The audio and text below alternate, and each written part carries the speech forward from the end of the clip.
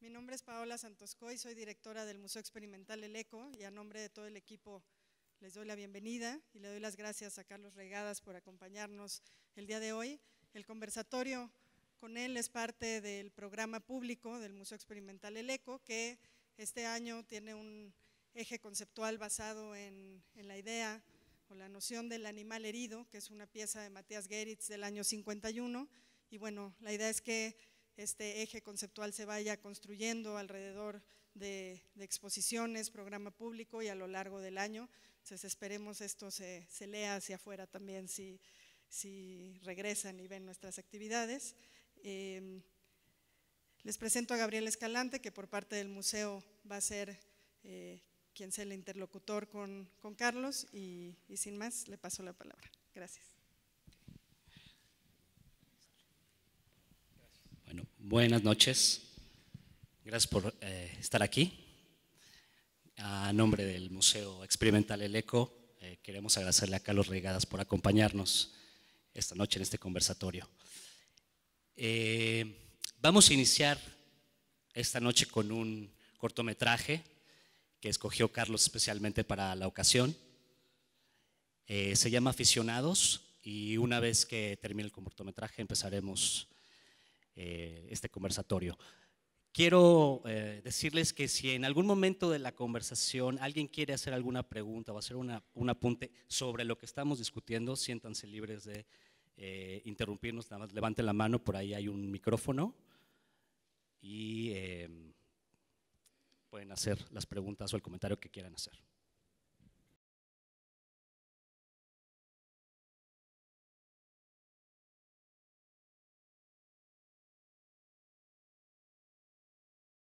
Terminó el partido.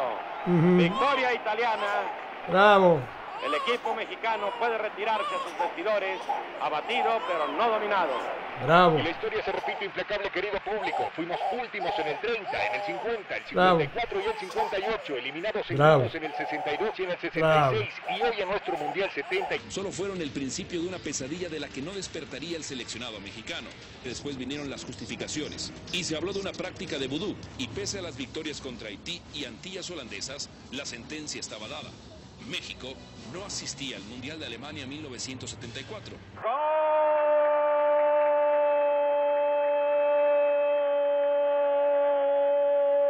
Otra vez. Venga, Alemania, otro. Alemania, venga, meta otro. Media docena de goles contra el equipo mexicano. Creo que en general nos faltó más todavía. En lo personal, lo que siente José Luis Pareja López después de no haber conseguido a lo que se fue a Tegucigalpa, el pase mundial. Bueno, yo llegué a la selección con la ilusión de participar en el Mundial de España y... No está bien que veas esto. Gana Alemania, señoras y señores, por penalti, eliminando dramáticamente a México. Ni hablar, así es el fútbol. ¡Te odio, Servín! Hay que ser maduros para aguantar esta terrible derrota. Un esfuerzo de 120 minutos, una lucha incondicional, hombre a hombre, palmo a palmo. Y agrega un castigo inesperado, la suspensión de la Federación Mexicana de Fútbol durante 2 años para participar en todas las competiciones oficiales de FIFA. Esta es la historia. Oye, Gordo, ¿esto ya ha pasado en otros países? Más severo que la FIFA haya jamás impuesto a un país. Ay, bueno. Otros, sobre todo los 3 sudamericanos, fueron los que decidieron este asunto en nuestra contra. Falsificar documentos oficiales puede llevar a la cárcel. Es el cuarto penal de la selección de Bulgaria. Si lo mete, se acaba. ¡Tiro!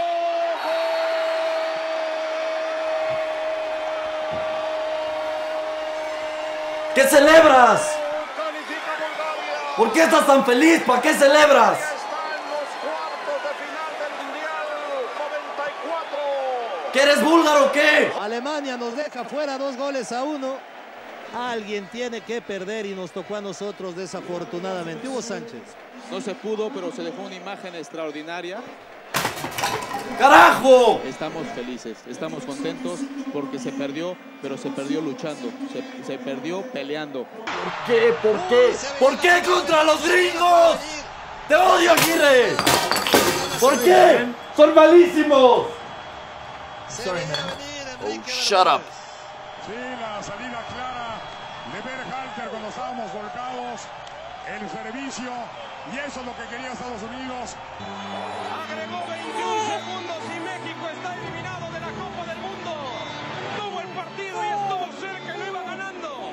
Y termina perdiendo por un golazo que mete Rodríguez. Como en el 94, en el 98 y en el 2002. México otra vez. La selección azteca queda eliminada del Mundial. Ha perdido 3 goles contra 1 ante Argentina. ¿Cuánto le habrán pagado, papá? El Bofo y todos sus amigos. ¡El Bofo! Conejo, Osorio. ¿Cuánto te pagaron, Aguirre? No vuelvo a ver esto, nunca.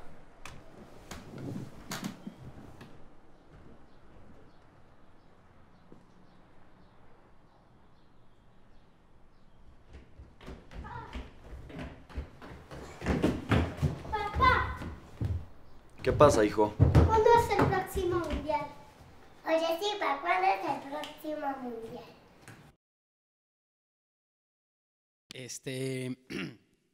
No lo considero una gran obra de arte ni nada por el estilo, eso diría primero, pero pues es algo que casi nunca se ha visto y dura poco y nada más era para ver algo. Me interesa, el tipo no actúa bien, creo que tenía el joven este que va creciendo, pero bueno, el tema este de que siempre perdemos y que hicimos un buen papel y que estamos contentos y todo esto sí me parece terrible y siempre se repite y bueno, podría agregar 2 mundiales más donde es exactamente lo mismo, ¿no? Esa es la parte interesante del corto, pero no tengo ninguna pretensión con él y lo puse como un detalle de variedad nada más. Sí, en realidad eso es un corto inédito que apenas están empezando a subir tu trabajo a una plataforma de video para que puedan ver esta obra que es inédita. ¿Te interesa hacer una crítica social en tus películas? Sí. Como un subproducto de lo que hago, sí. No tengo ganas de hacer cine para hacer una crítica social, pero me parece una forma, un resultado natural del pensamiento, ¿no? Criticar y señalar, y bueno, en un país como México seguramente más todavía de lo normal, aunque en realidad eso es falso, en cualquier país. En cualquier parte siempre hay mucho que criticar, entonces sí me parece importante. Me parece natural, no lo intento hacer deliberadamente, no es parte de mi programa, pero está presente siempre una mirada que es crítica, seguramente, sí.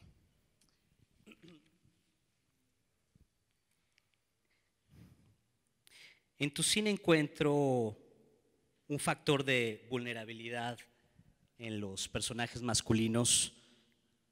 El hombre que llora a solas por su amante en Luz Silenciosa, el hombre que es vapuleado e insultado por los sobrinos de la mujer con la que vive en Japón.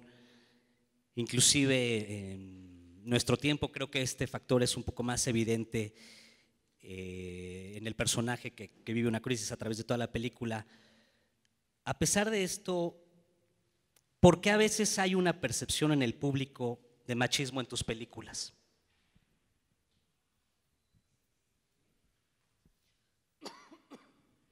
Pues no lo sé, tal vez la agenda ideológica es tan fuerte que ve fantasmas por todas partes. Digo, sin negar el tema de fondo, pero un tema importantísimo. Pero yo desde luego, claro que no veo absolutamente ningún tema de machismo en mis películas. Pero sí tengo que decir que para mí el cine, igual que el arte en general, no el entretenimiento, sino el cine que presenta más que representa, que podemos hablar de eso más tarde, es por definición bilateral. Y esto quiere decir que es una especie, yo trato de hacer un cine que es objetivo, que no es posmodernismo relativista, pero que es un envase, es un vaso, si quieres, un recipiente cuyo contenido es aportado por el espectador. de manera individual. No creo que exista el concepto del público, creo que esa es una abstracción del comercio. Solo existen individuos que en función de lo que son, de lo que viven, de lo que piensan, rellenan los envases con lo que ellos son. Entonces, por ejemplo, en mi última película es muy claro que las revistas norteamericanas del negocio, como se llaman en inglés, de Hollywood básicamente, dicen que la película trata de machismo tóxico, ¿no? Y bueno, yo creo que traen una agenda, probablemente quieren conservar su trabajo, quieren caer bien, entonces tratan de señalar estas cosas, pero hablando con muchas mujeres que no ven para nada ese tema, no hay un solo punto de machismo por ejemplo, la primera generación de feminismo, ¿no? El hombre está en la casa, la mujer sale, dirige su sexualidad como ella quiere, no se tiene que dedicar al trabajo de los niños, en todo caso lo hace más el marido. Entonces, yo nunca he enfocado mis películas y no creo en esta lucha que en mi visión es artificial de sexos, sino que trato de hablar de seres humanos, y en la última película que hice el hombre podía haber sido la mujer el hombre. Cuando hice Luz Silenciosa, que era un poco al revés, también algunos norteamericanos me dijeron que era machista, y le dije ¿por qué? Y me dijo porque el hombre hace esperar a dos mujeres, se cree superior. Bueno, en esta una mujer hace esperar a dos hombres, ¿no? Pero bueno, el caso es que cada quien lee lo que puede, pero insisto en que no es relativismo y es lo que tú quieras, es objetivo. Yo trato de presentar las cosas a la manera de la naturaleza, si quieres, de la existencia misma, que no nos habla, que solo se presenta ante nosotros. Todo lo que vemos, todo lo que experimentamos no significa nada en sí mismo, solo se presenta y nosotros, en función de nuestra subjetividad, le damos sentido a lo que vivimos. Sí, antes muchas veces también me han dicho que más bien las mujeres son las redentoras en mis películas y todo, pero tampoco tampoco tengo una visión de que la mujer sea superior, tampoco.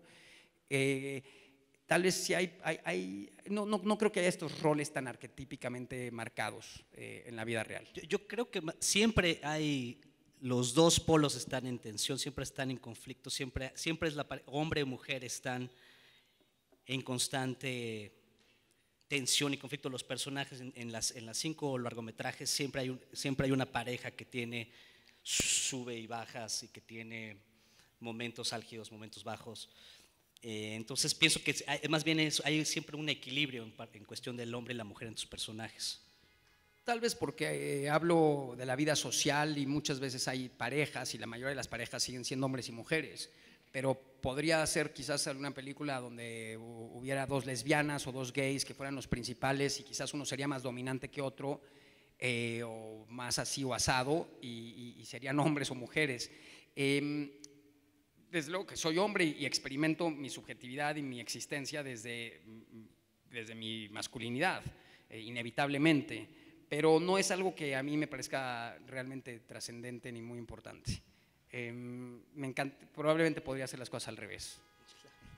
Es algo difícil de definir con certeza absoluta porque no podemos ser hombres y mujeres, solo podemos ser una cosa. Digo, pues cambiar de sexo, eso es otro tema, ¿no? Pero no puedo yo experimentar la vida como una mujer porque no lo soy. Claro. Pero, insisto, a mí eso no, yo trato de verdad de hablar de seres humanos y nunca me estoy planteando ese tipo de temas, de una problemática específicamente masculina o femenina. Creo que los personajes que están en mis películas no se caracterizan por tener conflictos que surjan desde estos posicionamientos o desde estas condiciones, más bien, llamémosle. Claro. ¿Te parece si vemos una escena de nuestro tiempo para plantearte la siguiente pregunta? Vamos a verla y después de esto hablamos un poco del ritmo en la escena.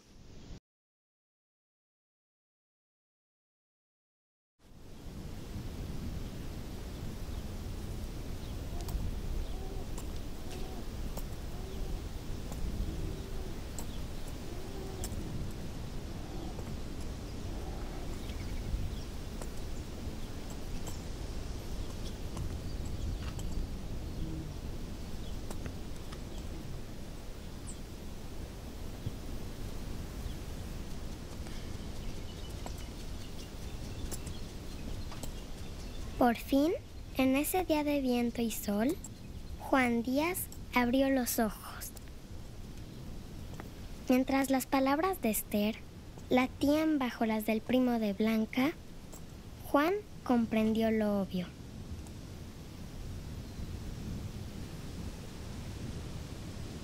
La desesperación de su mujer no tenía nada que ver con su matrimonio. Lo único que a ella le duele es que su amante no está aquí.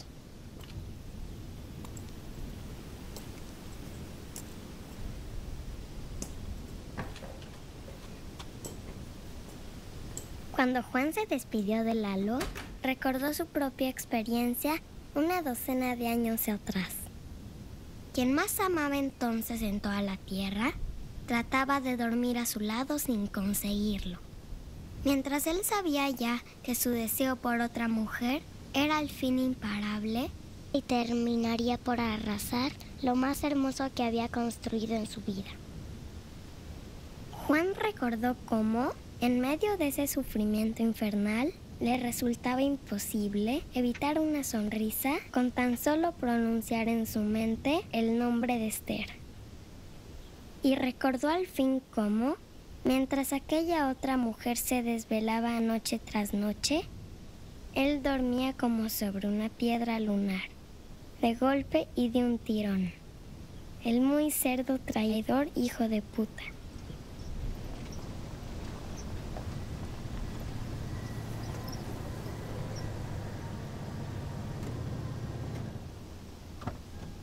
Ya vamos, ¿eh?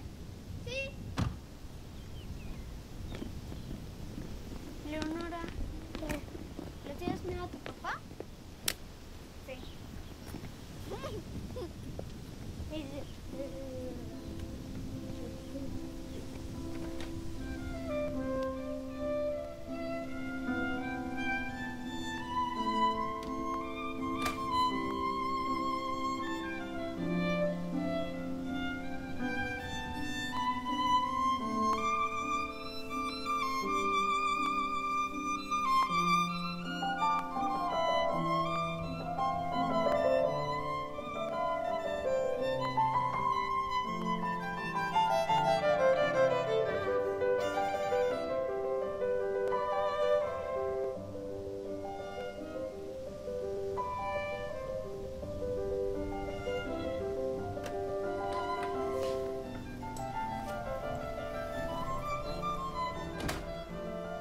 El dolor de Esther se convertirá en odio. Mejor tomará el riesgo. Juan ha resuelto llamar por teléfono al arrendador de caballos para advertirle que trate bien a su esposa durante algún tiempo. Abriste la puerta, Phil. Ahora entras.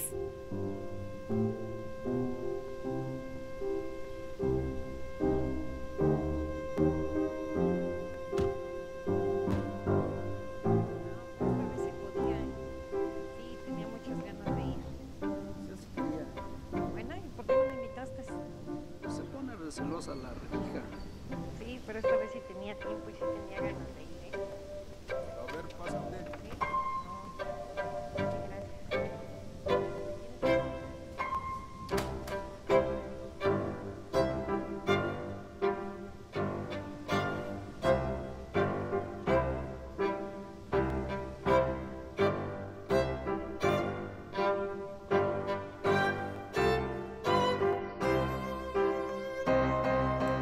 Esta escena dura casi 5 minutos, 4:46, por ahí así.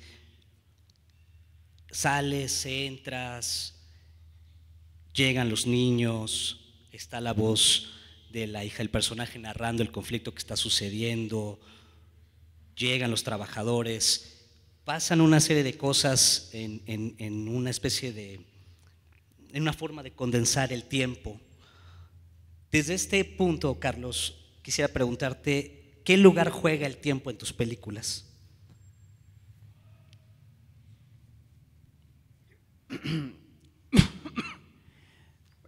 Es quizás el aspecto fundamental de mis películas, pero no exclusivamente de las mías, sino de todo aquel cine que no tiene por función primordial informar para que una historia pueda ser contada. Es decir, podemos decir que existen dos tipos de cine. Uno que para mí no es cine, que es literatura y que utiliza el cine como un medio mecánico para ilustrarla y que cuenta historias. Yo pienso, y seguramente muchísima gente estaría de acuerdo, que la literatura es mucho más propicia para contar historias que el cine. Puedes decir lo que la gente piensa, puede haber un narrador omnisciente, puedes ir para adelante, para atrás. Es muy adecuada para contar historias la literatura. Y yo creo que el cine es un arte completamente opuesto, en el sentido que es un arte de la presencia, igual que lo es la pintura, igual que es la fotografía e incluso la música. Para mí la música es un arte de la presencia sonora. Y luego hay un arte de la representación fundamental, que es la literatura, que va de la mano con el teatro. El teatro cada vez tiene menos importancia en el mundo, pero que son artes de la representación. Cuando se trata de la presencia del sonido, la presencia de los objetos, de los paisajes, de los seres vivos, eventualmente la presencia de las emociones, que es la diferencia del cine con la pintura o con la fotografía, que es que incorpora el tiempo y entonces se genera un tercer espacio, una tercera dimensión, no en el sentido de la tercera dimensión sino un tercer espacio, que es el espacio emotivo, un espacio que se desarrolla en el tiempo y por lo tanto tiene una narrativa temporal, no una narrativa en sentido griego de ir contando una historia, y ahí surge algo muy diferente al contar historias, y es que todo lo que uno ve, todo lo que uno oye, tiene vida, tiene fuerza, tiene presencia y por sí mismo es significante. Entonces el tiempo ya no es el tiempo informativo, en el que se usan cualquier cosa que se filme solo para contar la historia. Entonces esta idea que nos enseñan en las escuelas de cine de ya entendí a lo que sigue, ya entendí a lo que sigue, porque se trata de conceptualizar, entender e ir a lo que sigue. Como no sé, imagínate en pintura, porque esto es un museo y tal, una cosa como informativa de cómo no sé, pasar las aduanas y cómo tienes que tener la maleta y cómo la vas a abrir y cómo va a llegar el policía y lo va a abrir. Eso es una cosa muy diferente de ver un cuadro en un museo. Si tú ves un cuadro, una pintura como todas estas que están aquí, por ejemplo, hay gente que seguro se pasa 2 o 3 minutos viendo cada una de estas fotografías. Otra gente no las ve más que 1 segundo o 2. En la pintura es muy claro en los museos, ¿no? ¿Cuánto tiempo ves tú un cuadro? Es algo completamente subjetivo. ¿Cuánto tardas tú en ver lo que hay ahí? Si solo quieres saber la información de lo que significa el cuadro, pues es algo muy rápido. Pero si quieres verlo y ver que va más allá de la información, entonces puede llevarte mucho tiempo, puede llevarte días, ¿no? Hay historias de la gente que ve el famoso cuadro El hijo pródigo de Rembrandt, que está en el Hermitage durante semanas. Así hay casos de toda la vida. Entonces, ¿cuánto tiempo tú ves algo que no es para informar? Es algo muy subjetivo y ahí yo como cineasta tengo que imponer al espectador el tiempo que ves. Es como si te obligara en un museo a ver las pinturas el tiempo que yo las veo y pues había gente que le parecería poco o mucho. Rara vez alguien va a coincidir contigo, pero en el cine yo tengo que imponer este ritmo y hay gente que lo acepta y entra en él y hay gente que le parece una pesadilla. Esta idea que los españoles dicen que se ve el pasto crecer, ¿no? Pero es que no se trata de informar ni de conceptualizar, se trata de ver realmente, de observar y de sentir y de entrar. Un poco como hacen los niños antes de conceptualizar, ¿no? Nosotros ya no vemos porque conceptualizamos, no miramos al techo porque ya sabemos que es un techo y que está allá arriba, pero los niños te dicen, oye, ¿por qué ahí hay un puntito blanco? Y se dan cuenta que hay un chicle pegado en el techo, ¿no? Que nosotros ya no vemos porque no están conceptualizando, están observando, están viendo. Entonces, en este sentido, a mí me interesa que el cine sea eso. Y cómo cómo decido yo el tiempo. Nunca he creído no creo en esos conceptos del slow cinema o de que haya que ser de un estilo u otro, sino que es algo que viene totalmente de la intuición, de mi sensación interior, dirigida como digo, por la intuición. No podría decir por qué se corta aquí o allá. Es algo que se siente y que no se puede explicar del todo. Es algo que de hecho en las escuelas de cine que tanto nos tratan de enseñar y tantas cosas tratan de explicar, y bueno, no solo las escuelas, los críticos, los que hablan del gran cine, los que hablan de Hitchcock, pero nadie dice cuándo un director dice durante el rodaje ya de por sí, cuándo empieza a apretarse el botón y cuándo se suelta el botón de la cámara, que es el momento culminante donde se va a establecer el ritmo. Se suele decir que es en la sala de edición, pero en realidad, si no se está filmando con el tiempo oficial de la información, que es el de la tele, el de las telenovelas y el de la mayoría del cine, digamos, entonces el ritmo va a estar determinado en una enorme medida desde la cámara, y en la edición se podrá hacer mucho menos, muy poca cosa. En ese sentido, cuando las tomas, ¿cuántas tomas haces como por ejemplo en este caso? Como toda la vida hice cine con película y nunca he tenido demasiado dinero, estoy acostumbrado a hacer 2, 3 o 4 tomas por plano. Pero en esta película, que fue la primera que hice en digital, caí en el peligro terrible de hacer muchas tomas, y no era porque no fuéramos rigurosos, sino porque también tiene un beneficio en el digital en este sentido, que es mucho, bueno, evidentemente no es caro, ya que estás ahí, filmar más. Entonces estaba yo constantemente esperando que hubiera accidentes en las tomas, desde un accidente natural como un golpe de viento, por ejemplo, o un perro que hiciera algo como el que hizo en ese momento ese perro que caminó, y en muchas ocasiones fue bueno, pero en otras ocasiones fue terrible, y a veces hice 20 tomas y las veía todas iguales y decía, ¿para qué hice 20 tomas? Y me hizo sufrir bastante en la edición. Entonces casi todas mis películas tienen 15 horas, 10 horas, y esta tenía como 70 horas de rushes, o sea, de rodaje, de filmado, mucho por los animales. Te puedo decir que de esas 70 horas, 40 eran de animales. Había alguien que quiere preguntar, pero está relacionado con el tema, ¿no? Ya. Buenas noches a todos. La pregunta es, bueno, para mí Nuestro Tiempo es la película que más me ha conmovido de tu filmografía. Y yo quisiera preguntarte cómo fue el tránsito de empezar a dirigir a otros actores y luego tú llegar a ser el protagonista de esta película.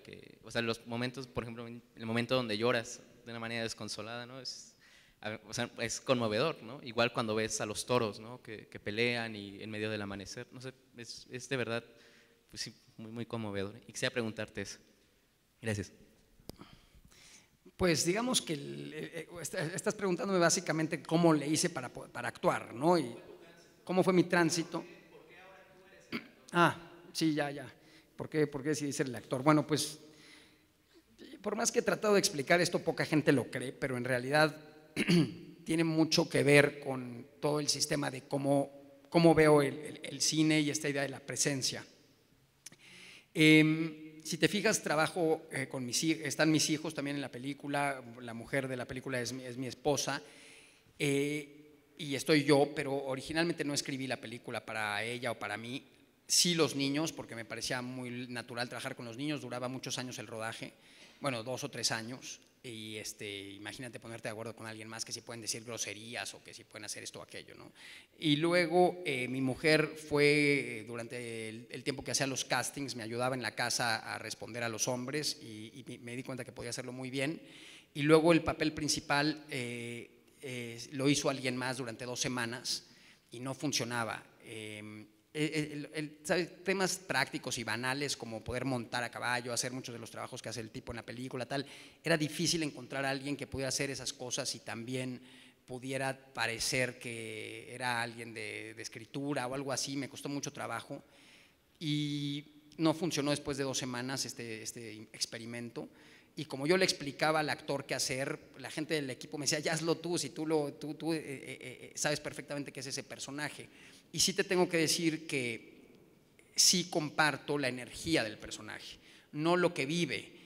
La película, muchos me preguntan si es autobiográfica o no, habría que definir qué es autobiográfico, ¿no? Porque en cierta forma pues todo es autobiográfico, por lo menos a nivel del pensamiento, pero ahora sí que como dicen las películas de Hollywood basadas en hechos reales, no es en ese sentido autobiográfica, pero la energía del tipo sí es relativamente similar.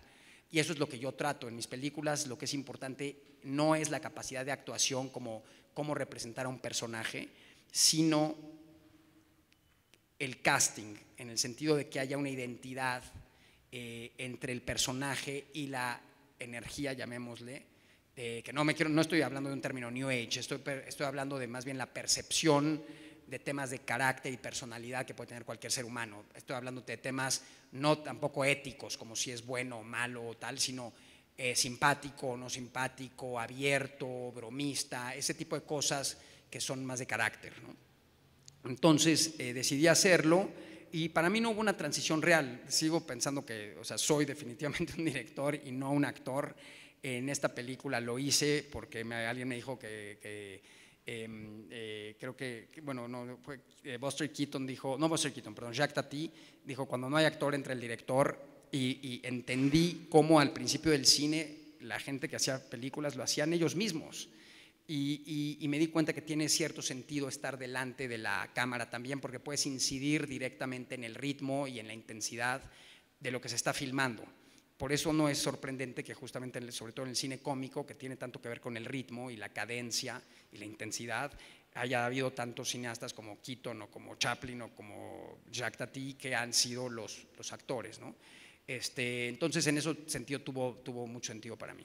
Pero aprendí muy rápido a estar actuando ya pensando como director, y cuando dirigía ya estaba pensando en cómo iba a actuar, y en realidad se dio de una manera muy natural. O sea, cuando eres el director y estás ahí, estás conectado con todo, y no me costó ningún trabajo pasar al lado de la cámara y hacerlo, porque de por sí lo tienes que hacer cuando estás trabajando con los actores, ¿no? De hecho, hasta me quitó cierto trabajo de no tenerle que explicar a alguien qué tenía que hacer.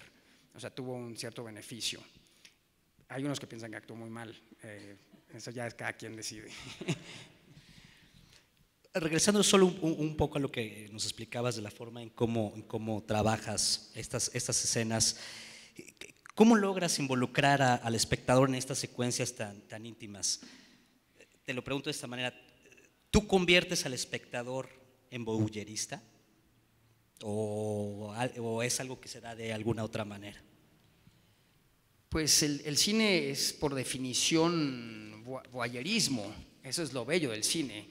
O sea, el voyeur lo que quiere es ver sin ser visto, de preferencia, y sin distracción y sin que nadie le moleste, y sin él sentir que molesta al ser visto. Si tú ves a dos tipos besándose en un parque y te les quedas viendo así, pues probablemente te van a decir que te largues o algo por el estilo. Pero en el cine eso es lo maravilloso, que te sientas y ves a dos tipos dándose un beso y puedes observar con todo detenimiento, todo detalle, todo lo que hace el ser humano que está haciendo esto. Esto es lo maravilloso del cine, ¿no? Imagínate que las hormigas hicieran cine, o sea, pensaríamos que están completamente locas, inventan un aparato para filmarse a sí mismas comiendo, haciendo sus casas, estando con los amigos, y luego van todos y lo ven en un cine haciendo de las cosas que hacen de ordinario en la vida. Es bastante loco, pero en realidad responde a esta necesidad que tenemos de entendernos a nosotros mismos, y porque es un tema filosófico, preguntarnos por qué estamos aquí, por eso nos pintamos en las cuevas, por eso empezamos responde al cuestionamiento sobre nuestra existencia, y tiene que ver con la conciencia de que existimos, ¿no? Evidentemente los caballos o cualquier otro animal no hacen nada parecido a esto. Entonces, este voyerismo es algo muy hermoso, y por eso el cine ha sido el arte tan poderoso en el siglo XX, y todavía lo es, pero tal vez dejará de serlo, pero eso ya es otra cosa. Y claro que el espectador es un voyerista. Hasta en el cine de acción, que hay tantas explosiones y todo, pues eso es lo que la gente no es voyerismo, digamos, casi siempre tiene una connotación sensual o sexual, pero es voyerismo de estar viendo explosiones que no tienen ningún interés, solo se ve fuego y humo y cosas volando, y seguimos con eso, y a la gente le fascina ver persecuciones de coches, por ejemplo, y es parte de lo mismo en realidad. El voyerismo sexual es muy interesante porque se acerca mucho a una pulsión que todos nosotros tenemos y que siempre se vive de manera muy interior, pero cuando cortas y estás fuera, puedes tener una relación con esa energía que en principio es tan interior desde fuera y se generan pues incluso desviaciones sexuales o de la conducta, ¿no? Porque es un tema que no es en principio natural, pero justamente esta parte de la conciencia no es natural en ese sentido y es algo totalmente humano. Por eso ha habido voyerismo toda la historia de la humanidad, desde los egipcios hay historias, sobre todo los persas, los pueblos árabes, siempre ha estado presente, ¿no? Quería preguntarte, bueno, lo voy a plantear de esta manera. Sabemos que en tus películas no hay maltrato animal, pero ¿qué significa que los animales sufran en algunas escenas? ¿Es un símbolo? ¿Es una crítica? En este mundo buenista con los animales y malista con los seres humanos, nos perdemos un poco, ¿no? Lamentablemente el ser humano, igual que prácticamente todos los animales de la tierra, se hace el mal constantemente y domina o intenta dominar por todos los medios que puede a los más débiles. Eso tratamos de no verlo, lo negamos, pero es evidente que vivimos en un sistema completamente darwinista, los humanos en nosotros mismos. No hace falta más que ver cómo funciona la economía mundial para darnos cuenta que los poderosos humillan y se aprovechan de los menos poderosos en todo sentido. Esto ocurre también en los animales y esto hacen también las diferentes especies animales unas con otras. Esta idea que tienen los animalistas ahora de que todos los seres vivos somos iguales y tenemos los mismos derechos, pues es falsa y nadie la aplica. Yo conozco algunos, el otro día había un animalista en mi casa hablando de esto y había venido en coche y pues cuando vino en coche a mi casa mató a un montón de insectos mientras iba a mi casa porque tenía ganas de llegar rápido y fue en coche. Podía haber venido caminando y tal vez hubiera pisado algunos insectos. Entonces suena bien, pero no es sostenible. Entonces yo no trato de no soy un cínico que dice que hay que maltratar animales, ni mucho menos. Yo creo que hay un deber del ser humano de cuidar su entorno, de cuidar a los demás seres vivos, por supuesto a sus semejantes. Pero la propia idea de los derechos de los animales es una idea absurda en realidad, porque solo puedes tener derechos cuando tienes una obligación, es decir, todo derecho conlleva una obligación y viceversa. Y más que tener derechos, los animales tienen los humanos obligación de cuidar lo que está a su alrededor, sobre todo, evidentemente los seres vivos tienen un lugar preponderante. Entonces, en mis películas eso se ve constantemente. Yo trato ni de juzgar, ni de ideologizar, ni de estar a la moda, sino de constatar cosas que son parte de nuestras vidas, sobre las que podemos interrogarnos. Por ejemplo, bueno, además es increíble, por ejemplo, en esta película hay el tema de toros, el tema de cómo un toro destroza a una mula, que todo eso se filmó de manera mecánica, con los mecanismos clásicos del cine, el fuera de campo, el corte, el sonido, pero sin computadoras, que es otro tema también voyerista, pero para mí en el sentido negativo de la pornografía y de la experiencia vicaria que está tan presente ahora en el cine, que reconstruye esas cosas innecesarias. Y bueno, pues sí, es parte del… Yo trato de alguna manera, aunque hay dramas humanos fuertes, digamos, en mis películas, siempre está presente la idea de que la naturaleza, la existencia, están muy por arriba de nosotros y la impactamos en un grado infinitamente mínimo, aunque evidentemente cada una de nuestras historias sea infinitamente poderosa e importante para quienes la viven, ¿no? Claro. Sí, recuerdo particularmente, y muchos de ustedes recordarán la escena de la cabeza de la paloma. Sí, la cabeza de la paloma, pues sí, los cazadores asfixian a los animales heridos. Es una crueldad, sí, seguramente, pero si prohibimos por completo la explotación de los animales para la alimentación, para el vestido, para todo lo que los utilizamos, prohibimos la pesca en el mundo y todo eso, que a mí me parecería bien. La pesca es algo atroz, o sea, si conoces la pesca industrial o semi-industrial, es terrible la cantidad de vida desperdiciada para sacar unas cuantas especies explotables económicamente. Te das cuenta que eso es poca cosa realmente. O sea, hay que ser honestos. Una cosa es que la ves y dices, qué feo lo de la paloma, los ingleses la quieren cortar, pero salen de ahí y se van a comer unas alitas de pollo. De hecho, Japón, esa parte, hasta la fecha, está censurada en Inglaterra, el país de la libertad y de los derechos y de la democracia. No te deja ver que le arrancan la cabeza a una paloma. Pero en los mataderos ingleses, como los de todo el mundo, y en las engordas, pues hay una crueldad infinita hacia los animales. ¿Te parece si vamos a ver otra escena de Batalla en el Cielo? Estas dos preguntas van a ir más en relación a un par de personajes en específico.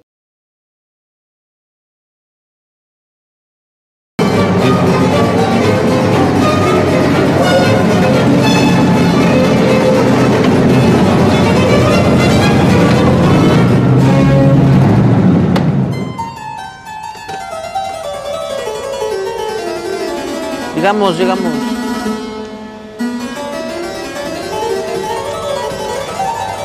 la mano. Eso, mero.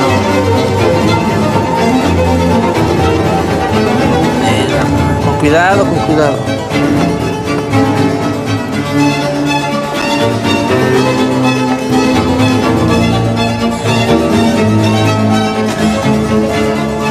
¿Qué música es esta, hijo? No se preocupe, ahorita vemos. Despachador, 200 pesos de gasolina, por favor. Ahí, cámbiame esa música.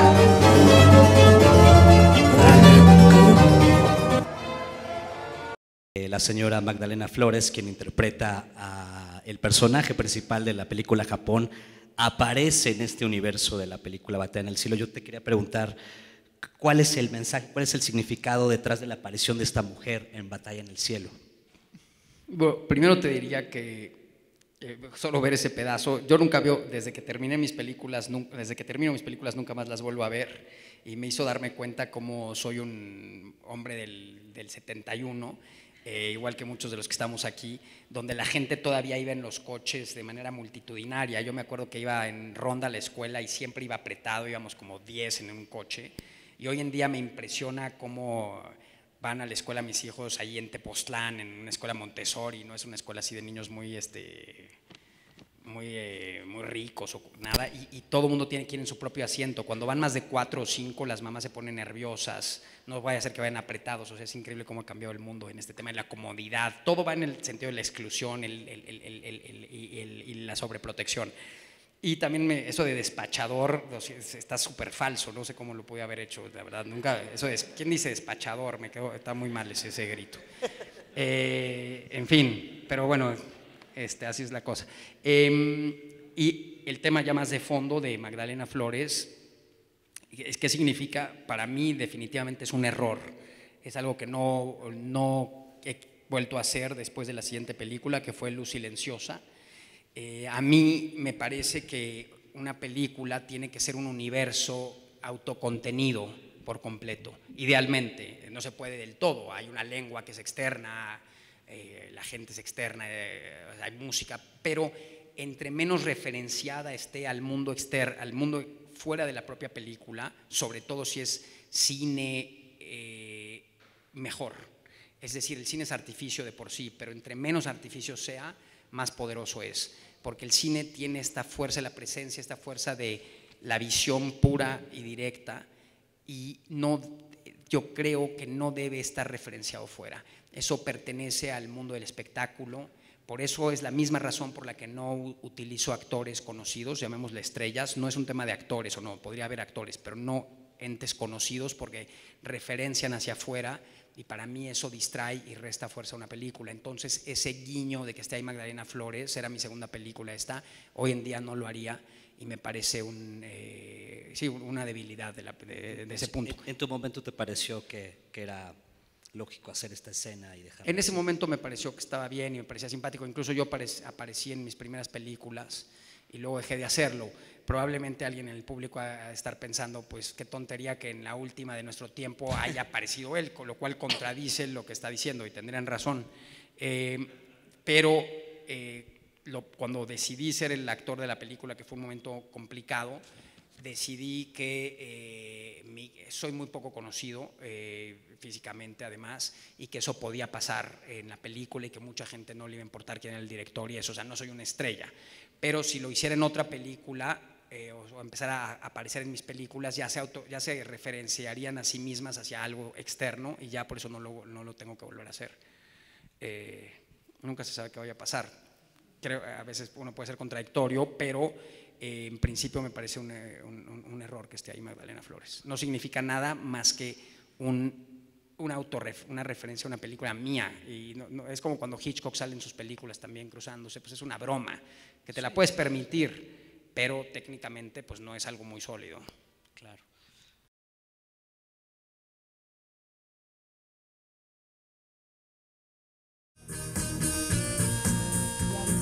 Catemaco.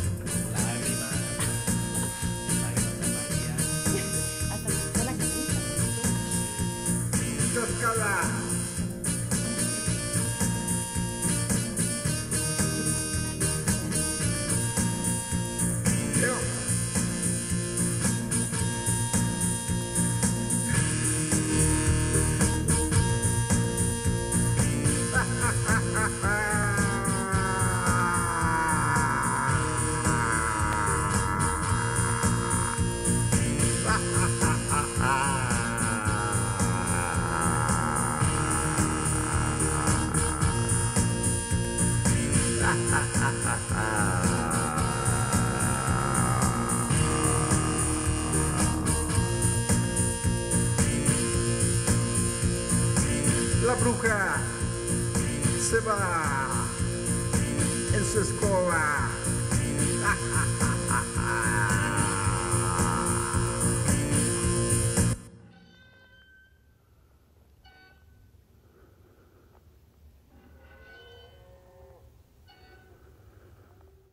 Bueno, curiosamente, estoy hablando de no hacer referencias externas.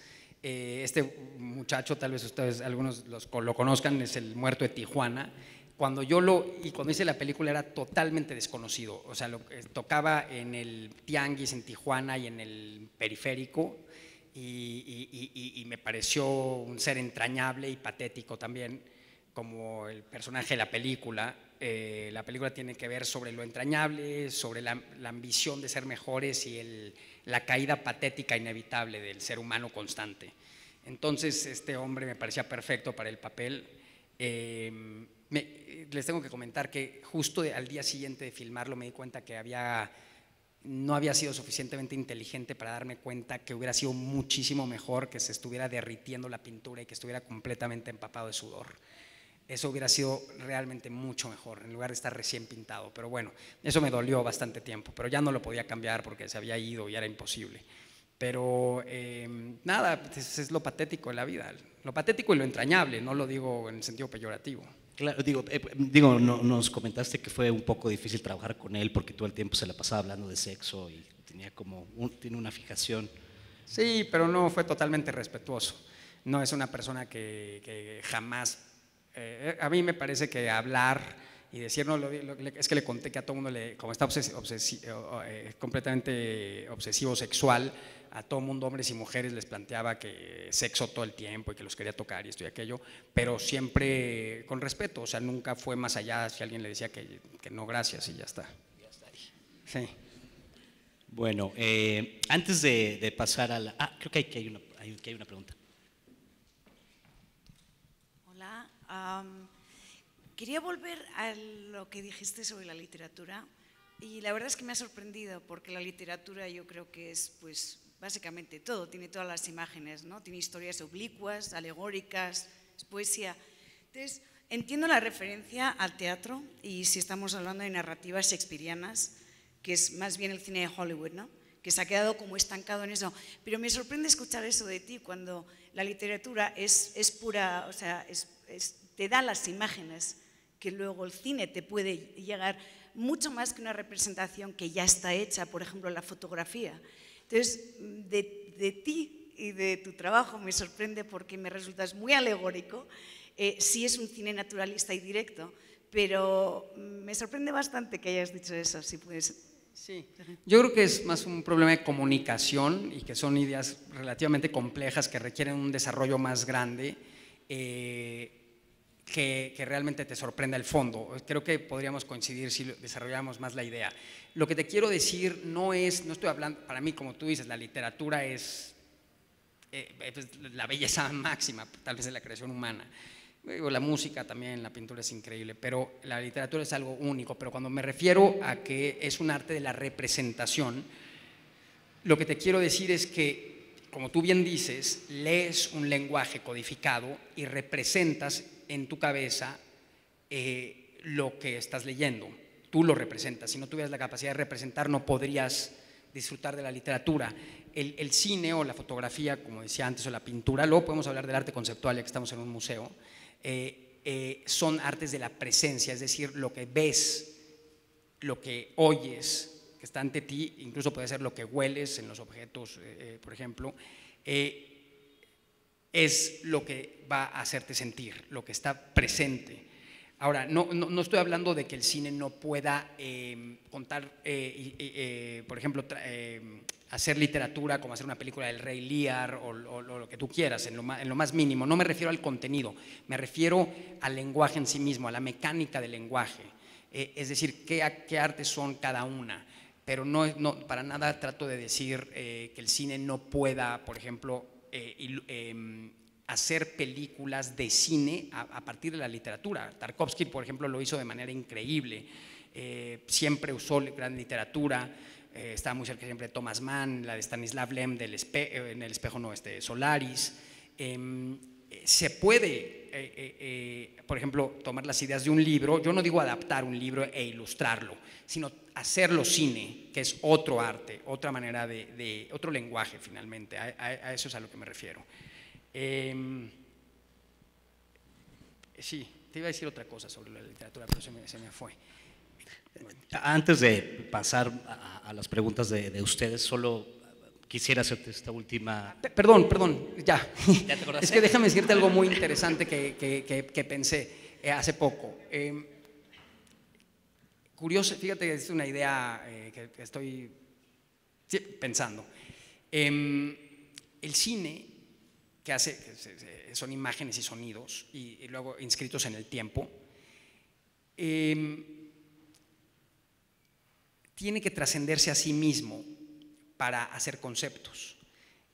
Eso es lo interesante. No puede ser solo ilustración o imágenes. Por ejemplo, en ciertas películas de grandes imágenes que hay hoy en día, no me quiero poner a decir muchos nombres, pero por ejemplo de las películas de Malick o muchas películas históricas donde hay imágenes increíbles, para mí el cine está duplicando su capacidad, es decir, hace imágenes, porque el cine son imágenes y sonido, y vuelve a ser una imagen de la imagen y se queda solo en la ilustración. En cambio, si tú piensas en una película que ahora que mencioné Tarkovsky, si piensas por ejemplo en Andrei Rublev y ves la parte del final cuando le van a quitar el molde a la campana, no estás emocionado, me parece emocionante, me parece un concepto puramente cinematográfico, muy emocionante, donde las imágenes son correctas, son buenas, pero no son las grandes imágenes, no se trata de eso, porque no estás ilustrando y tampoco es la historia per se de la campana que te tiene emocionado como una cosa de intriga, es la presencia de la idea de quitarle el molde a la campana y ver si se ha roto o no la campana y ha resistido el proceso de fundido o de fundición. Y eso es algo absolutamente cinematográfico. En cambio, estas películas que hacen imágenes tras imágenes, muchas sobre todo de época, por ejemplo, para mí no llegan muy lejos y solo son ilustración. Y en cambio la literatura también tiene que hacer lo mismo, es decir, tiene que trascenderse a sí misma y trascender su mecánica del lenguaje representativo, y al final, como tú bien dices, por eso creo que coincidimos más de lo que crees, al final lo que tiene que generar es imágenes.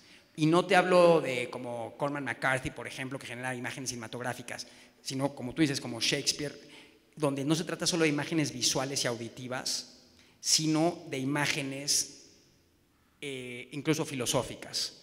Es decir, la literatura al final genera, la gran literatura siempre genera imágenes que pueden ser filosóficas, pueden ser emocionales, pueden ser auditivas y visuales. Pero la literatura tiene que trascender su capacidad de representación para lograr imágenes, y el cine tiene que trascender su capacidad de presencia para generar conceptos. O sea, las dos tienen que trascenderse a sí mismas para lograr su potencial total. En la gran literatura siempre hace eso, siempre genera imágenes al final de cuentas. Sí, pero creo que sí tienen mecánicas completamente diferentes. Una su mecánica es representación, la otra su mecánica es presentación. Todo esto que parece un poco abstracto ahora, digo, lo podríamos desarrollar mucho más. Yo pienso, bueno, aquí ya me voy a extender un poquito, diría que hay un gran problema en el cine, que es que por causa de los estructuralistas, y lo digo aquí porque estamos en un museo, si no, no me clavaría tanto, y del estructuralismo, se llegó a esta idea de que, bueno, la planteó Barthes y luego Deleuze y tantos la han desarrollado, que es esta idea de que la fotografía es una representación, porque siempre hay visión y siempre hay interpretación, dependiendo de la lente que uses, la distancia, blanco y negro, etc. Y yo creo que esa idea es fundamentalmente errónea. Yo creo que la fotografía sí es la realidad. Evidentemente en papel o es luz proyectada, es decir, no es la realidad corpórea, pero sí es la realidad y no es una representación. Y en ese sentido creo que el cine, la fotografía y la pintura son realidad, aunque no son representación, pero es un tema un poco pesado. Estoy escribiendo sobre esto, por eso hablo de esto ahora. Bueno, yo quisiera puntualizar lo último. Sobre ese tema, pienso que a partir del estructuralismo en los 60, si te fijas, desde el fin de las vanguardias básicamente, el pensamiento sobre el cine dejó de estar en manos de los cineastas y de los artistas en general, y entró en manos de los filósofos. Duchamp es terrible también en este aspecto, y todos estos filósofos que son por definición antiartistas empezaron a hablar del cine y empezamos a ver el cine como hacer cine como filósofos, y la gente empezó a ver el cine como filósofos, y hemos perdido la capacidad de ver el cine como solo observadores ordinarios que se relacionan con lo que ven a través de la emotividad y la intuición también en el creador, y se ha vuelto terriblemente racional. Entonces, en todo esto que estoy escribiendo, que te digo, sí tengo una especie de premisa y de una idea de que hay que recuperar el pensamiento sobre el cine, y hay que ver el cine como artistas también, y hay que tratar de hacerlo como artistas, es decir, de una manera muchísimo más intuitiva, y no a través de la razón tan francesa de meter todo en un cajón estructuralista, y que todo este tema de significado y representación, toda la semiótica, es un juego de ajedrez de los filósofos, que al final de cuentas ni saben hacer películas. Zizek, cada vez que dice cosas de películas, dice puras barbaridades. Entonces, y bueno, a mí, sí, filosofía está bien como filosofía, pero antes el surrealismo increíble lo pensaban Buñuel y sus amigos, o sea, no lo pensaban los filósofos, pero luego fue cambiando toda la cosa. En fin, bueno, ya, eso lo digo mucho por el análisis también sobre el cine, que siempre es tan racional y siempre viene de la idea de estructura y de la película perfecta, por ejemplo. Y eso afecta el lenguaje cinematográfico. Si tú piensas que hay una película perfecta o que el cine tiene que ser así o asado, el cine queda limitado. Pero si piensas, por ejemplo, en los poetas, en los escritores, desde Cortázar, T.S. Eliot, en pintura, el que quieras, en música, Pierre Boulez, el que quieras en todos los demás campos, sabemos que el lenguaje pertenece al artista y es desarrollable hasta el fin de la vida. O sea, Nabokov del principio y Nabokov del final es completamente otra cosa, y si hubiera vivido 100 años más nunca hubiera dejado de desarrollar lo que estaba haciendo, porque el lenguaje está vivo. Los músicos idénticos, los pintores, pues por cuántas etapas pasan y siempre siguen evolucionando, pero el cine parece que está fijado por una serie de reglas de qué es lo correcto y qué es lo incorrecto, como si fuera un reloj o un avión, y por eso trato de hablar tanto de la intuición y de regresar a lo que otros artistas pueden hacer, que es crear a través de la intuición de una manera mucho más libre.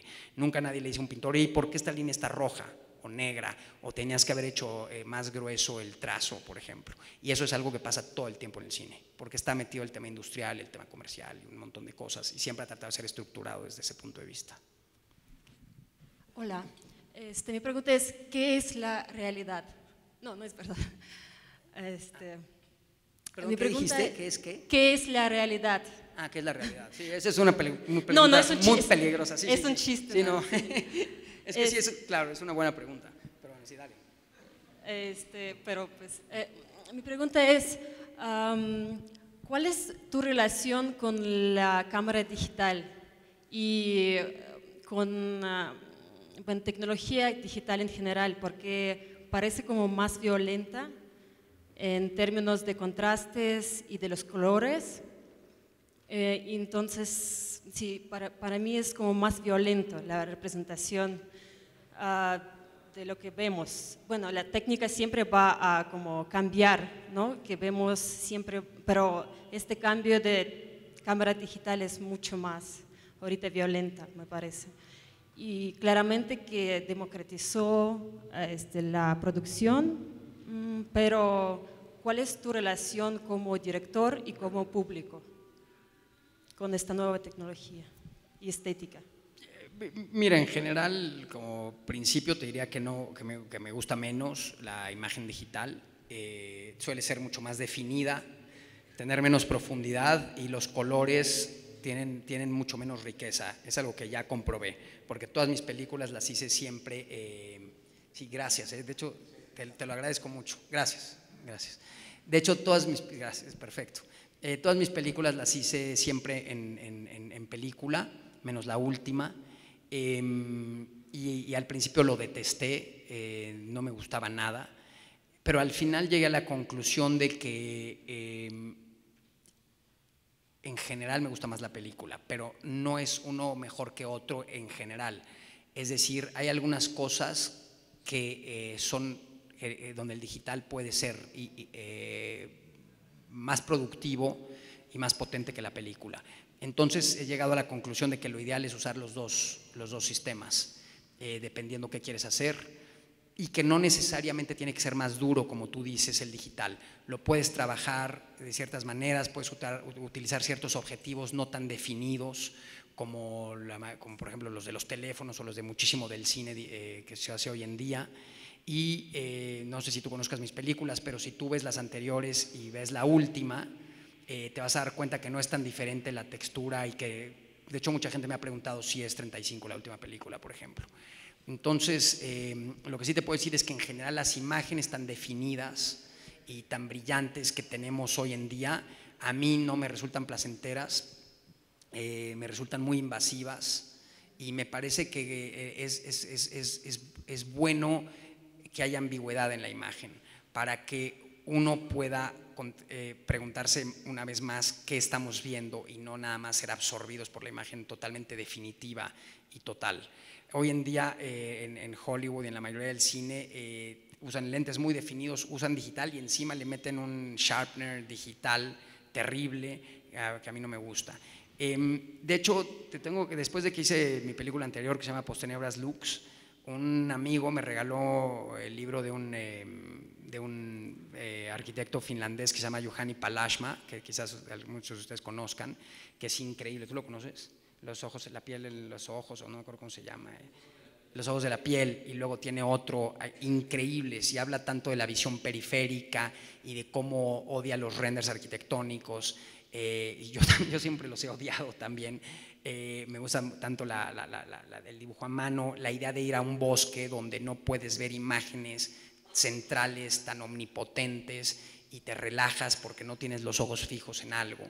Y yo eso me lo regaló a partir de Post Tenebras Lux, porque hice todos estos bordes destruidos con esta visión doble como de un vidrio biselado, porque para mí efectivamente cuando una imagen no es clara te acercas más a la emoción y entra a otro lugar en tu interior que la imagen apabullante, ¿no?, del cine hollywoodense, por ejemplo, bueno, que es la mayoría del cine no solo de Hollywood, sino del planeta. Sí. En tus películas, para mí el encuadre, muchos de los encuadres que usas le dan al espacio justo una importancia casi como de personaje. De repente entras, sale alguien de la toma, está fuera de foco, está dentro de foco, pero tú dejas al espectador siempre muy fijo con un paisaje o con un encuadre, a lo mejor no muy definido, pero muy marcado, muy pensado. Y me gustaría saber cómo trabajas tú con eso, cómo lo conceptualizas y cómo te acercas a eso? Pues sí, primero como concepto, bueno, coincido contigo, para mí el encuadre es algo, nunca lo he podido dejar en manos de un fotógrafo, por ejemplo, porque para mí si está un poco más así o un poco más allá, ya se siente otra cosa. Pero más que la idea esta también muy hollywoodense de construir un mundo dentro de un encuadre, me gusta la idea que no es mía, de que el encuadre más bien es una ventana que tú tienes para ver al exterior, bueno, para ver un mundo que trasciende, por supuesto, los límites de la ventana, ¿no? Es como si estuvieras dentro de una cápsula de hierro y tuviera una pequeña rajada donde puedes ver lo que está pasando fuera, pero evidentemente por temas de sonido y porque en el cine siempre ha existido el fuera de campo, las entradas y salidas de campo, se trasciende ese espacio, ¿no? Entonces, desde es más una sensación que un concepto. Me resulta muy natural estar continuamente hablando del fuera de campo, o sea, que ocurran cosas en el fuera de campo. Que no necesariamente significan algo específico cada vez como sistemáticamente, siempre es algo diferente, pero para mí la forma de hacer una película es muy similar a la forma en que yo siento la vida.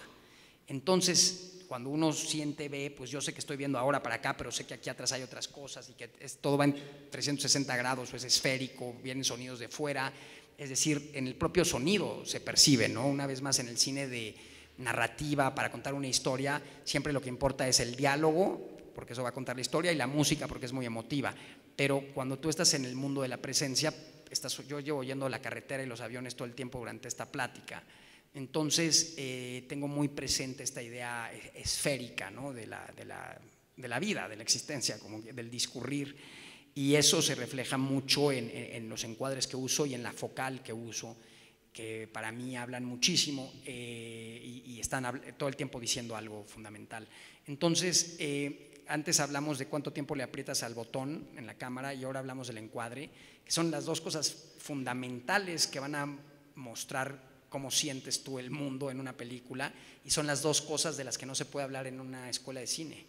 Por ejemplo, en la escuela de cine te pueden hablar una vez más de las proporciones áureas, te pueden hablar de si se deja aire por acá o no, que normalmente el formato apaisado es para los espacios con líneas horizontales, el formato cuadrado, etcétera, o bueno, casi cuadrado.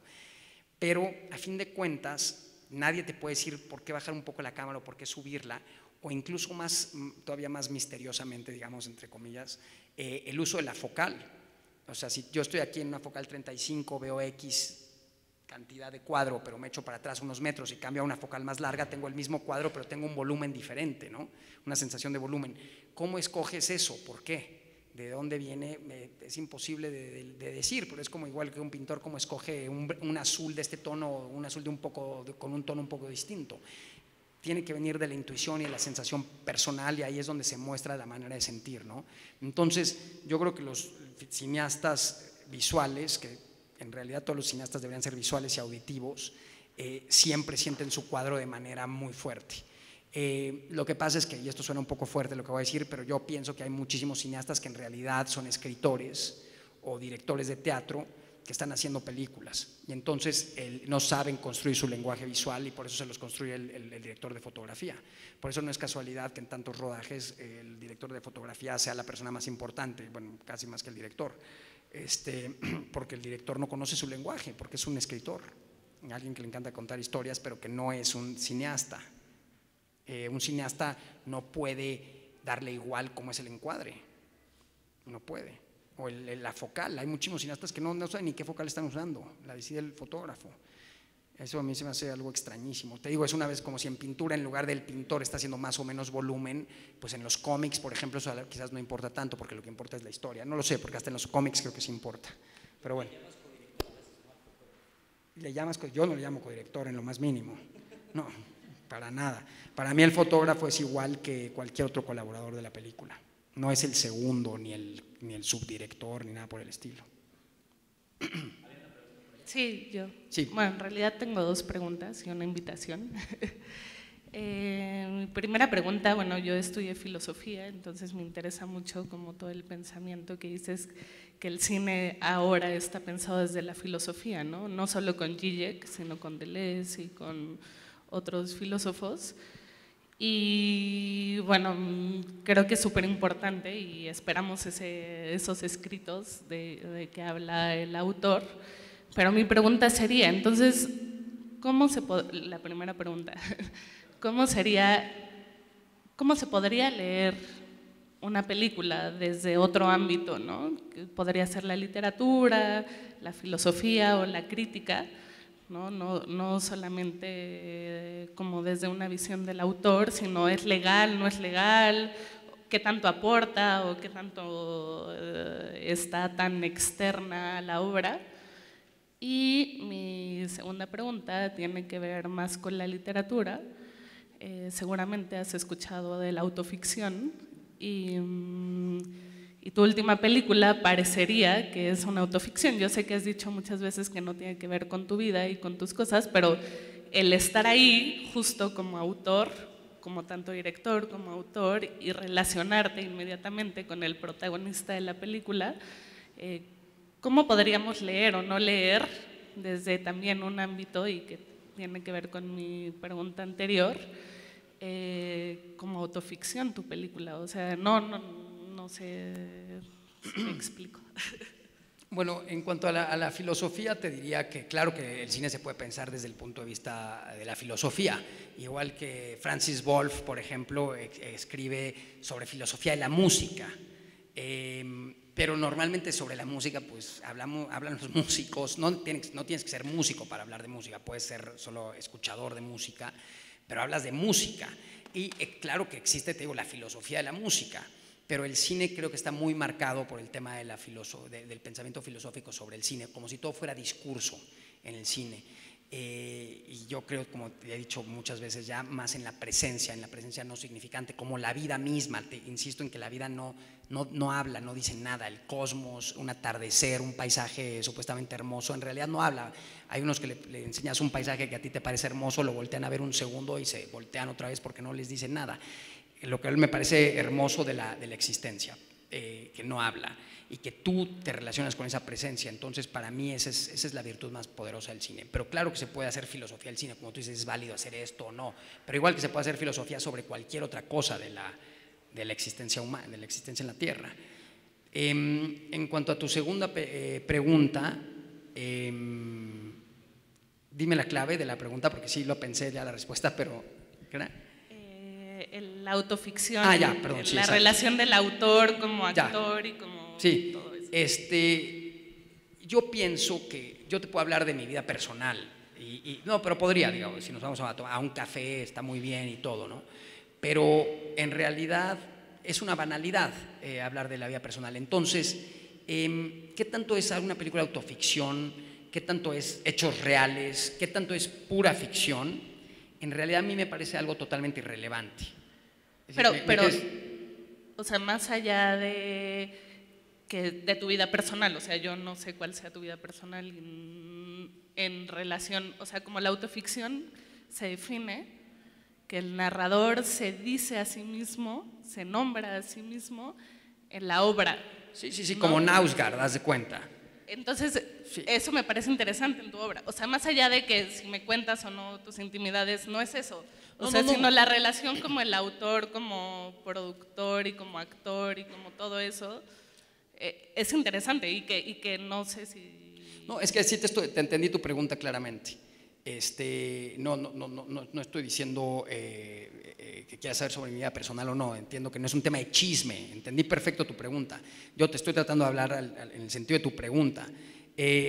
Incluso en la autoficción, que sí sé lo que es, me parece también irrelevante si es autoficción, si te nombras, si no te nombras. O sea, la película se presenta tal como la ves. Yo te podría decir que todo lo que pasó en la película es exactamente como mi vida real. Exactamente. O que yo soy el personaje solo parcialmente, o que no, o que todo me lo inventé. Todo. O sea, para mí eso no cambia absolutamente nada. Igual que la autoficción, ahorita estoy leyendo Nausgard, de Mi lucha y tal. Lo lees, ¿qué tanto es real, qué tanto no? Se supone que todo se nombra a sí mismo, siempre habla con su propio nombre, Karl Ove, bla, bla, bla. Me da igual, se podía haber cambiado el nombre o no, pero en el cine en específico, creo que lo que importa es la presencia de esos sonidos, de esas imágenes y de esos sentimientos. Todo lo demás a mí me resulta absolutamente irrelevante y por eso pienso que la división entre documental, ficción, que son las más amplias, digamos, y todo lo que puede entrar ahí dentro, happening, reenactment, ficción, autoficción, referencia, metáfora, da exactamente igual. Para mí es solo una cosa lo que se está viendo delante, unitaria, completa, de sonido y de imagen en el tiempo, y da igual el origen del mismo. O sea, por mí podría haber sido hecho por un marciano, todo lo que he visto, da igual el autor por completo. Así lo siento, igual que en la cocina, el chef que piensa sobre el mundo, lo orgánico, o sea, lo que importa es lo que comes, es tal vez una posición personal. Entonces, ni siquiera entiendo bien, por ejemplo, si me preguntaran realmente si mi película es autoficción o no, no como chisme, sino técnicamente, no sabría responder.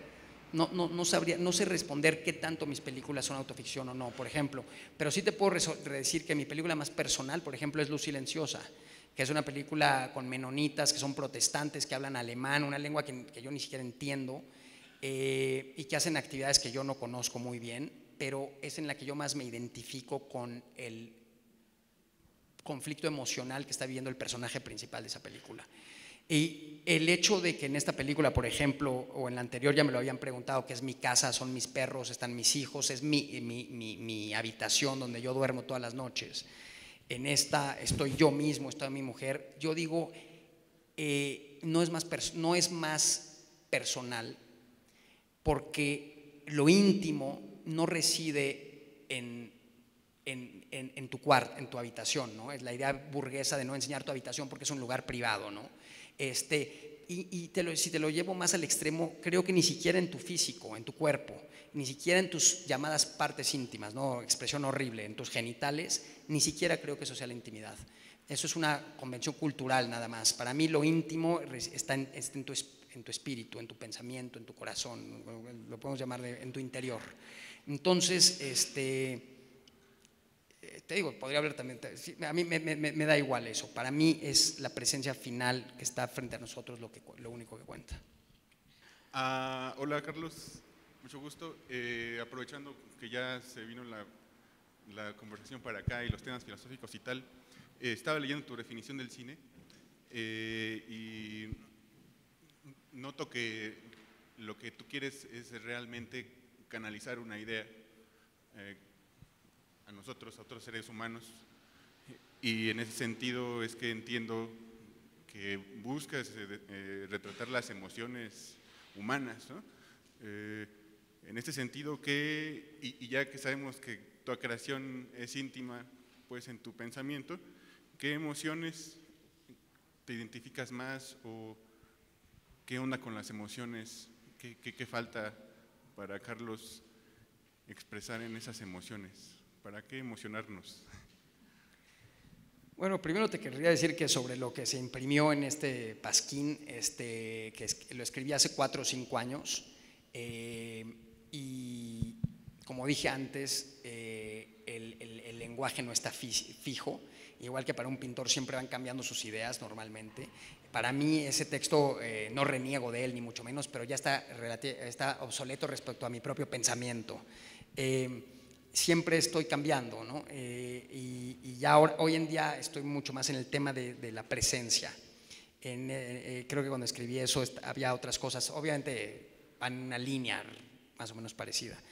Entonces, si me preguntas qué sentimientos son los más importantes o por qué compartirlos, te diría que no tengo ninguno específico. Quizás la contradicción humana, por un lado, y por otro lado, la esperanza, no en un sentido cristiano ni nada, sino en el hecho de que el ser humano es capaz siempre de ver o de prever un mundo mejor, una idea mejor, y que siempre cae y siempre se levanta y siempre cae otra vez y siempre se levanta. Entonces eso es un poco lo que dije antes de la insignificancia, tiene que ver con la insignificancia del ser humano y también con su magnificencia, su poder inmenso. Entonces en mis películas siempre hay seres que caen, pero que siempre están buscando algo más. En ese sentido, para mí, mi cine, aunque muchos dicen que es oscuro y tal, para mí es muy optimista. O sea, en ese sentido, mi visión es schopenhaueriana. A mí me encanta Schopenhauer, me parece el más optimista de los filósofos porque parte de tan bajo que todo lo que hay para arriba es bueno. En cambio, los optimistas, a mí me da miedo que se caiga el avión. O sea, está mejor estar en el suelo que estar volando. Entonces, sí hablo, creo que todas mis películas tienen que ver con la contradicción y con la búsqueda y con el fracaso, pero no el fracaso definitivo, sino la nueva búsqueda, el ciclo, si quieres. ¿Por qué hacer películas? Pues eso también es un misterio, ¿por qué lo hacemos? Creo que tiene que ver con la noción de la conciencia, que nos preguntamos por qué estamos aquí, porque no sirven para nada, son bienes técnicamente inútiles o prácticamente inútiles, pero pues reflejan lo que somos, ¿no? Como entes conscientes. Hay gente que me dice que yo hago un cine elitista y que no considero al público y no sé qué. Yo digo, pues es una tontería eso, porque si no hubiera gente yo no haría películas, eso sí te lo puedo asegurar. Lo que pasa es que no creo que las películas tengan que tratar de buscar un común denominador mayoritario para tratar de ver qué supuestamente quiere el público y entonces hacer películas en ese sentido y ser mayoritario. No todo tiene que ser Roma, ¿me entiendes? O Tiburón, o sea, no todo tiene que ir a todo el mundo. Yo siempre he creído que es mucho más interesante que la gente venga a las películas que las películas ir a la gente. Y creo que esta idea de que el público es, no, que me dicen, no piensas en el público. ¿Pero eso qué es? O sea, las telenovelas sí piensan en el público, pues en mí no piensan, desde luego. O sea, aquí hay 60 personas, o bueno, imaginemos que hubiéramos visto la película y unos piensan unas cosas y otros piensan otras. Yo solo puedo tratar de ser auténtico con lo que hago y alguna gente conectará y unos no conectarán. Y al fin de cuentas, cuando se dice el público, estamos hablando de porcentajes. O sea, el público, te digo, si haces unas nuevas papas fritas o algo así, ahí sí puedes ver mayoritariamente qué es lo que está buscando la gente, ¿no? Entonces, con chile, sin chile, tal y cual. Pero yo trato de respondo a una necesidad que viene de un lugar misterioso, digamos, para mí mismo. Hablabas hace rato del cine, de dos clases de cine. Un cine que se dedica únicamente o cuyo propósito es ilustrar únicamente, literario, digamos, y el otro cine que tiene un lenguaje, que es consciente de sí mismo. Para ti, personalmente, ¿crees que esto se podría trasladar también al documental como un documental que no sea tan horizontal, que se pueda bajar a la verticalidad? Quiero insistir además que es una idea bastante compleja, o sea, que cuando ya usas la terminología cine literario, tal, se pierde un poco el rigor de la idea. Es decir, cine literario, yo creo que puede haber literatura, cine basado en literatura, por supuesto, como dije antes, Stanislav Lem, en Tarkovsky, ya hay muchísimos ejemplos, diría nada más que sí, que hay un cine que es un mecanismo para ilustrar literatura, digamos como si tomaras un libro de Tolstoy, por ejemplo, y La Guerra y la Paz, y fueras haciendo los dibujitos de todo lo que pasa en el libro. Eso para mí es ilustración. Y luego hay otro cine donde todo lo que ves trasciende su función informativa. Entonces ya no está ilustrando, ya hace otra cosa. Entonces nomás quería aclarar eso. Y como he dicho en esta plática, y de ahí se desprendería que pienso exactamente lo mismo del documental, que el documental puede ser, una vez más, literatura ilustrada o puede ser cine.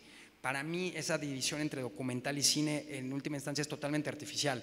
No por esta idea que ya se dijo mucho desde los 60 de que justamente el estructuralismo lo explicó muy bien, que cuando estás haciendo documental, pues tú estás eligiendo qué filmas, qué cortas, en qué ángulo pones la cámara, entonces desde luego ya estás interviniendo mucho tal como haces en la ficción, y muchas veces la ficción, como en Los Olvidados, entre comillas, porque la verdad es que sí era mucho de cartón, pero se puede hacer con gente real, digamos, o sea, películas de Gaviria, por decir algo.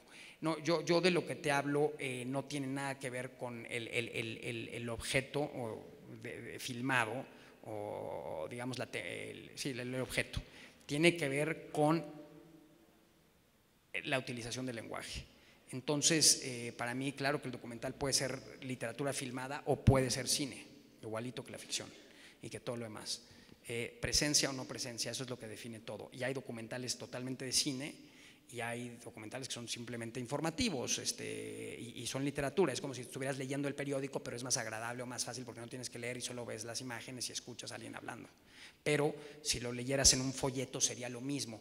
El chiste del cine cuando no es ilustrativo es que la experiencia que se está produciendo solo puede producirse en cine, no puede producirse en una descripción literaria, ¿entiendes? Es el hecho de verlo, lo puedes describir con palabras y entonces lo representas y te lo representas tú en la cabeza, pero eso es diferente de la vivencia física. Y en cambio hay otro cine que es solo literario y que lo podrías leer y sería igual o mejor, de hecho, en literatura. Muchas gracias. Bueno, se inició la plática con el tiempo y como pareciera que también la literatura tiene esta estructura de tiempo lineal, pero tú has hablado de ciclos y un poco pensando hasta en tus gustos musicales, ¿cómo describirías quién te ha enseñado desde la música lo sonoro? Es que cuando te escucho me recuerda mucho a John Cage, por ejemplo. ¿A quién? A John Cage. Ya, sí, sí. Entonces, un poco, si desde la música o desde tu experiencia de lo sonoro, hablar de también cómo construyes las ideas. No hay una relación clara, directa. Es decir, me gusta mucho la música, pero no hay una, no hay ninguna conexión con lo que digo y lo que he sentido. Solo que pienso que también es un arte de la presencia, la música, pero nada más. Digamos, la imagen tiene una cadencia. Sí.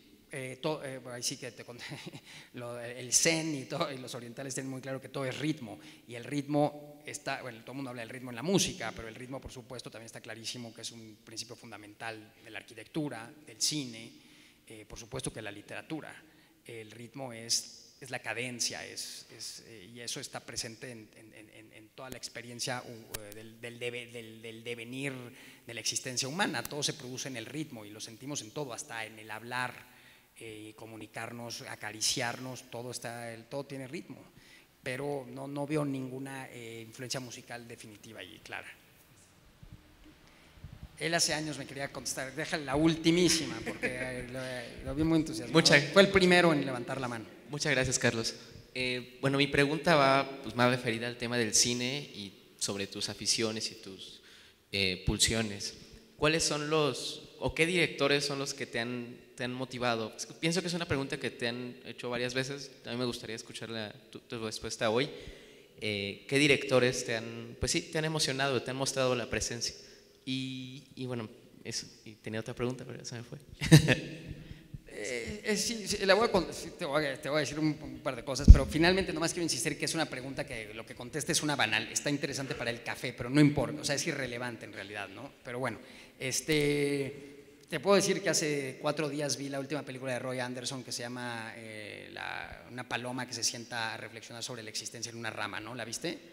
Muchos la han visto seguramente, es alucinante, o sea, me pareció así de lo más hermoso que he visto. Conozco todo el cine de Roy Anderson y normalmente no me gusta tanto, pero cuando llegan las tropas del rey Carlos, sí es Carlos, sí, cuando van a perder la batalla contra los rusos, la batalla de Poltava, es alucinante, o sea, qué belleza, me parece increíble. Siempre he estado descubriendo la última película de Kaurismäki, hablando de gente escandinava, bueno, nórdica, me encanta el otro lado de la esperanza. Pero te puedo hablar de películas viejas, me gusta Abel Ferrara, me gusta Alan Clark, me gusta Carlos Saura, todo lo que hizo de Criacuervos hacia la casa, su primera película, hizo unas 8 películas increíbles, pues muchísimos cineastas por diferentes cosas me han gustado, sí. Y además van cambiando, esta idea de ¿cuál es tu película favorita? ¿Cuál es tu cine? ¿En qué momento, ¿no? ¿Qué se te antoja ahora? Son cosas que reducen el pensamiento, reducir a lo favorito, da igual eso. ¿Ya seguro? Fassbinder es un grande, por ejemplo, también me fascina, pero va pasando por tiempo. Sí, ya, gracias, buenas noches. Gracias por haber venido. Gracias por venir.